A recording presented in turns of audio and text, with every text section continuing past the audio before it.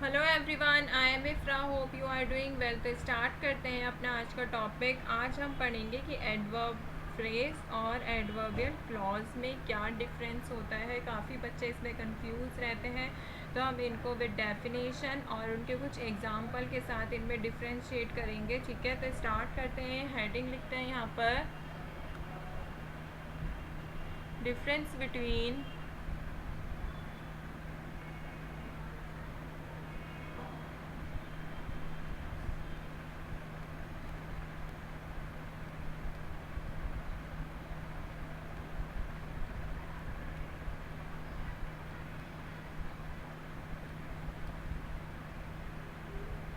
adverbial phrase and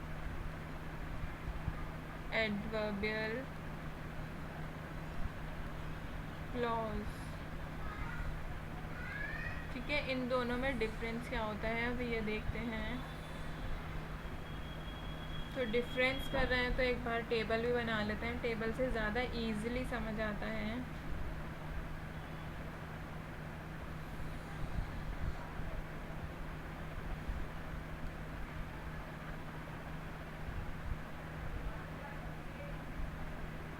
तो यहाँ पर लिखते हैं adverbial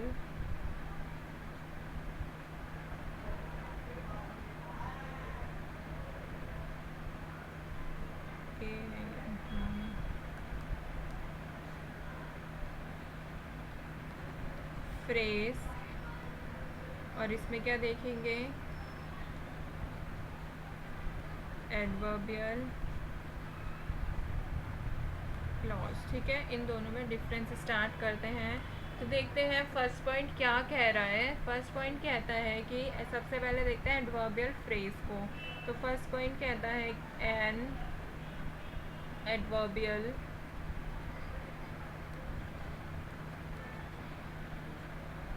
phrase is just a part. ये क्या होता है, सिर्फ एक पार्ट होता है किसका, सेंटेंस का, ऑफ आ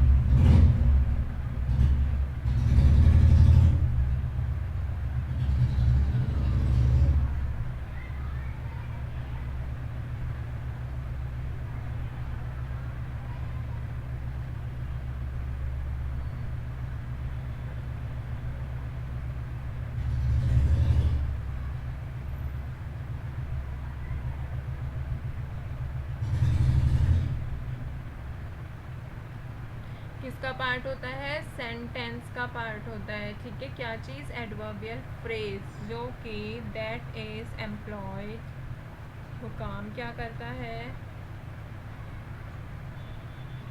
वो काम करता है, प्रोवाइड करता है, क्या चीज़ देता है, मोर इंफॉर्मेशन, मोर इंफॉर्मेशन किसके बारे में, अबाउट द एक्शन, एक्शन के बारे में, जो कौन करता है, बताया था मैंने आपको, डन बाय द सब्जेक्ट, कौन करता है, सब्जेक्ट जो एक्शन करता है। ठीक है, या फिर एन एडजेक्टिव के बारे में बताता है, या फिर किसी अनदर एडवर्ब के बारे में,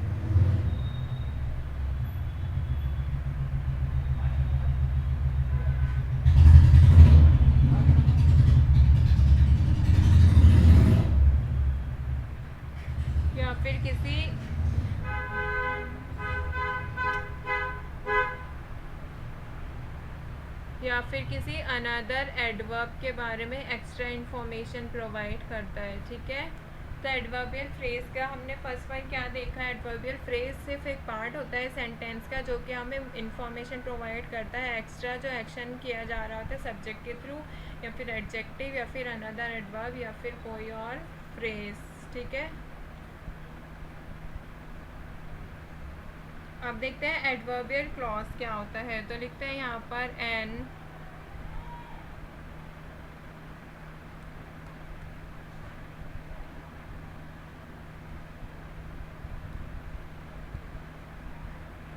adverbial clause is a group. ये क्या होता है, ग्रुप ऑफ वर्ड्स होता है। ठीक है, उसका काम क्या होता है, दैट गिव, ये भी क्या करता है, हमें प्रोवाइड करता है एक्स्ट्रा इन्फॉर्मेशन।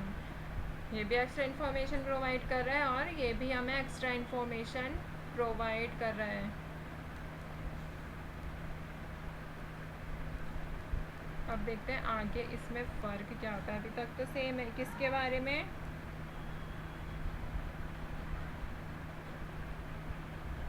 अनदर क्लॉज, किसके बारे में, क्लॉज के बारे में ही एक्स्ट्रा इन्फॉर्मेशन प्रोवाइड करता है। और ये किसके बारे में कर रहा था, सब्जेक्ट जो एक्शन करता है।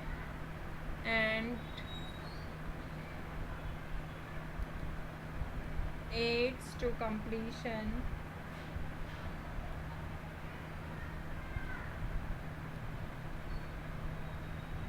of idea or thought being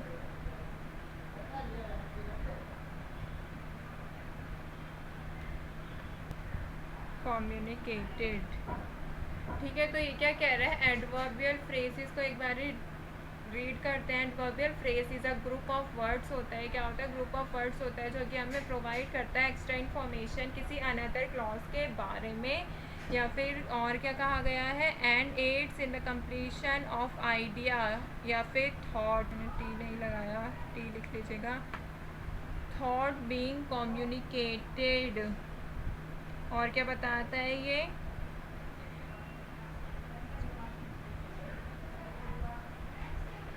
जो भी आइडिया या फिर थॉट को पूरा करने के लिए इसका यूज़ किया जाता है। ठीक है, अभी देखते हैं आगे और पॉइंट्स।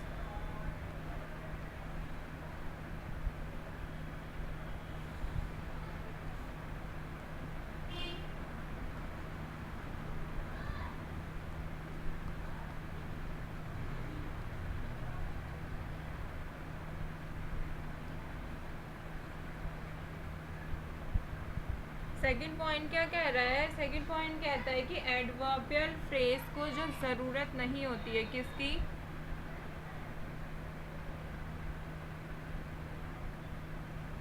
एंड इसको शॉर्ट पे लिख रही हूँ, एडवर्बियल फ्रेज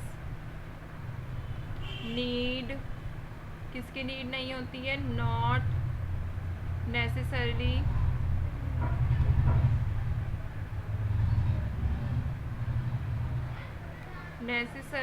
हैव अ, या तो सब्जेक्ट की नीड नहीं होती है और किसकी, और अ वर्ब।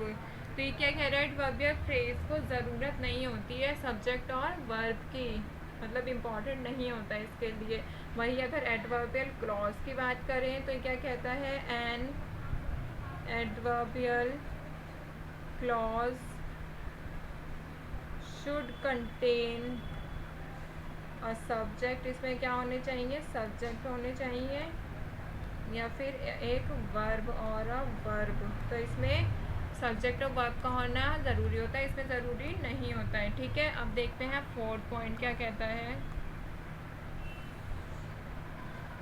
अब इसके कुछ एग्जाम्पल्स देख लेते हैं। तो अगर एग्जाम्पल्स की बात करें तो फर्स्ट एग्जाम्पल देखते हैं, in the spring season traveling can be pleasant and satisfying activity। तो इस सेंटेंस को एक बार रीड करते हैं, in the spring season travelling can be pleasant and satisfying activity. तो अगर इसको मीनिंग देखेंगे इसका, तो ये क्या कह रहे हैं कि स्प्रिंग सीज़न में ट्रैवलिंग करना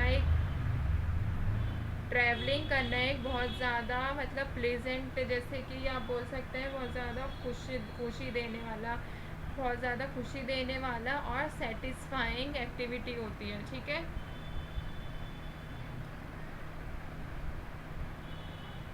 तो ये किसका एग्जाम्पल है, एडवर्बियल फ्रेज का। अब इसमें एडवर्बियल फ्रेज क्या है, व्हेन, कब। तो ये क्या हो गया, इन द स्प्रिंग सीजन। ठीक है, इसमें सीजन की बात की गई है। ऐसे एक एग्जाम्पल देखते हैं, एडवर्बियल क्लॉज का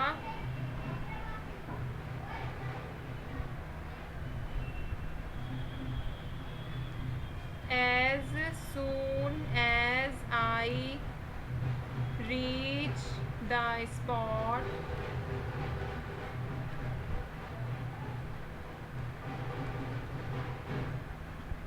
I will give you a call। तो ये इसका एडवर्बियल क्लॉज का एग्जाम्पल है। क्या कह रहा है? As soon as I reach the spot I will give you a call. जैसे ही मैं स्पॉट पर पहुंचूंगा मैं आपको फ़ोन करूंगा, कॉल करूंगा। तो इसमें कब कहा गया है, कब कॉल करूंगा? As soon as I reach the spot. यहाँ से यहाँ तक क्या है? ये एडवर्बियल फ्रेज को डिस्क्राइब कर रहा है। ठीक है, एडवर्बियल फ्रेज कौन सा? व्हेन। कब कॉल करोगे? जब मैं स्पॉट पर पहुंचूंगा। ठीक है, तो इसी तरह हमारा एडवर्बियल फ्रेज का और एडवर्बियल क्लॉज का डिफरेंस आपको समझ आया होगा। एक एग्जांपल मैं यहाँ पे लिखती हूँ, फिर आप मुझे कमेंट करके बताइएगा कि इसमें क्या चीज़ है, कौन किसका एग्जांपल है, एडवर्बियल फ्रेज का एग्जांपल है या फिर एडवर्बियल क्लॉज का एग्जांपल है। ठीक है, तो लिखते हैं यहाँ पर एग्जांपल। अनफॉर्चुनेटली